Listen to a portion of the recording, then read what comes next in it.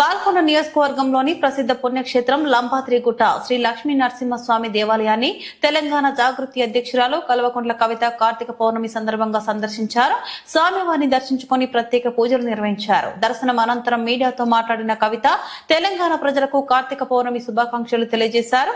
లింబాద్రి స్వామి అత్యంత పవిత్రమైన దేవుడు అని పేర్కొంటూ నిజానికి ఆలయం పేరు లింబాద్రి, వేప చెట్ల కారణంగా ఆ పేరు ఏర్పడింది. కాలక్రమేణా లింబాద్రిగా మారింది అని వివరించారు. రైతుల సమస్యలపై స్పందిస్తూ ప్రభుత్వం కొనుగోలు విధానంపై తీవ్ర అసంతృప్తి వ్యక్తం చేశారు.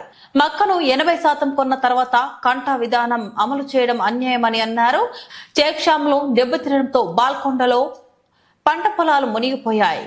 కానీ ప్రభుత్వం ఇప్పటికీ రైతులకు నష్టపరిహారం ప్రకటించలేదని వివరించారు. ఆలయ అభివృద్ధి విషయంపై మాట్లాడుతూ మాజీ ముఖ్యమంత్రి కేసీఆర్ లింబాద్రి నరసింహస్వామి భక్తుడు అని గతంలో 5 కోట్లు కేటాయించారని గుర్తు చేశారు. ఇంకా మహిళల సౌకర్యాల కోసం టాయిలెట్లో చేంజింగ్ రూములు అవసరమని, గుట్ట కింద అడ్మినిస్ట్రేటివ్ ఆఫీస్ పూర్తి చేయడానికి 20 లక్షలు కావాలని తెలిపారు. లింబాద్రి గుట్టలో కార్తీక పౌర్ణమి ఉత్సవాలు వైభవంగా కొనసాగుతున్నాయి. రాష్ట్రం నలుమూలల నుంచి భక్తులు భారీగా వచ్చి స్వామివారిని దర్శనం చేస్తున్నారు.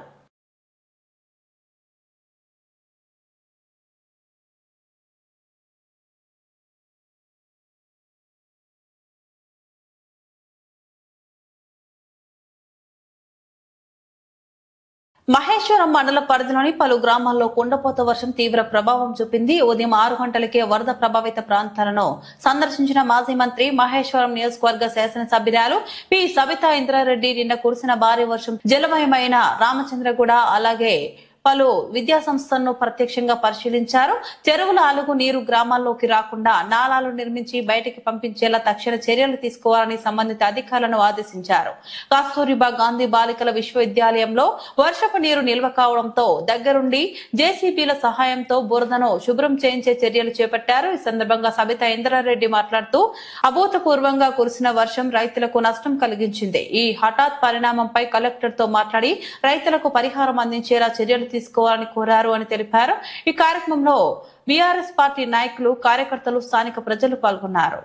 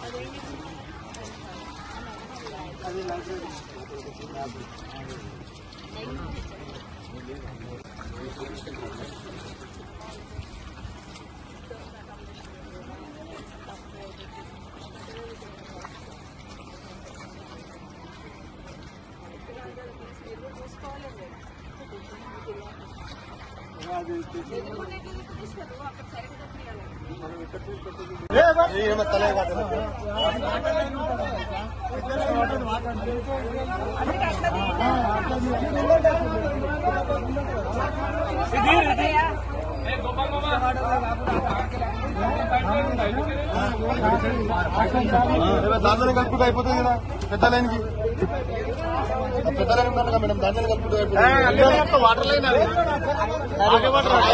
అక్కడ తీయాలి, ఇక్కడ చలిపోతుంది, మొత్తం ఆగమైపోతుంది మేడం.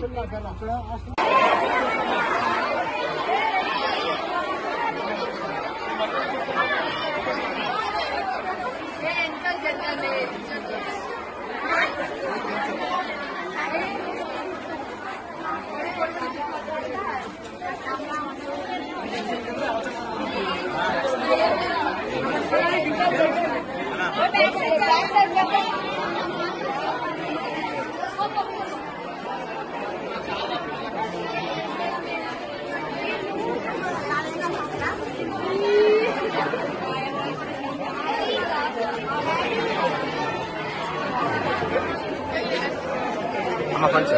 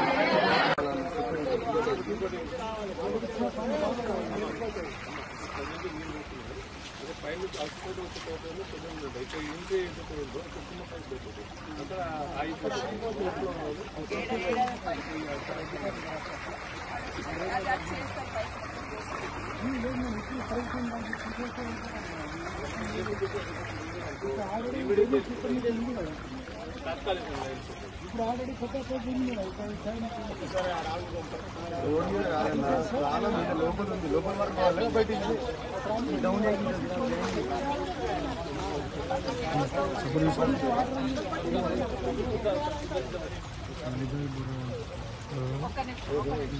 మాయపడ కొంచెం బాగుంది.